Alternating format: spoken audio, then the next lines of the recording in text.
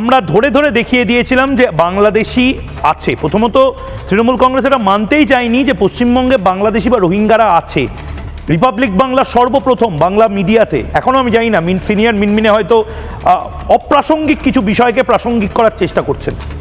বিভিন্ন PR exercise এখন মিনমিনেরা করতে চলে গেছে। তারা ঘুনি বস্তি দেখায়নি, তারা মাসুদ কলোনি দেখায়নি। আমরা আবারও বলছি, মাননীয় মুখ্যমন্ত্রীর এই কথাটা আমাদের খুব খুব অদ্ভুত লেগেছিল। কটা রোহিঙ্গা পেলেন ভোটার লিস্টে?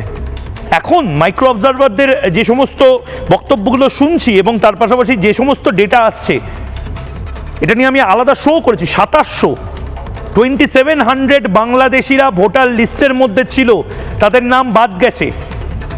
আরও এরকম কত লোক আছে, কিন্তু মাননীয় মুখ্যমন্ত্রী এই কথাটা বলেছিলেন সেটা বোধহয় এবার তৃণমূল কংগ্রেসের জন্য ব্যাকফায়ার করবে। নতুন করে আবার জুডিশিয়াল অফিসাররাই পুরো যে ছাঁকনির কাজটা এটা শুরু করছেন কাল থেকে।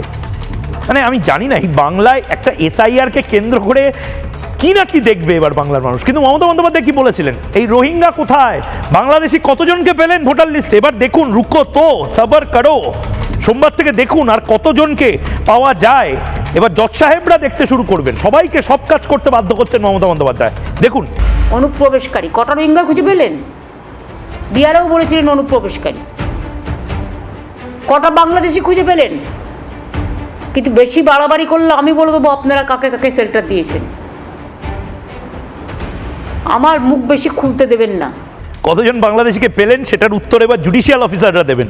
কিন্তু শুভেন্দু অধিকারী রাত 8টায় জবাব চায় বাংলার এই টপিক নিয়ে শুভেন্দু অধিকারীকে প্রশ্ন করা হয়েছিল বিরোধী দলনেতাকে। তিনি কি বলেছেন একবার শুনে নিন। মুখ্যমন্ত্রী বা তৃণমূল কংগ্রেসের ইচ্ছা ছিল, মনের বাসনা ছিল যে 2024 লোকসভা নির্বাচনের ভোটার তালিকায় ভোট হোক, মাইক্রো অবজারভারকে তুলে দিতে হবে।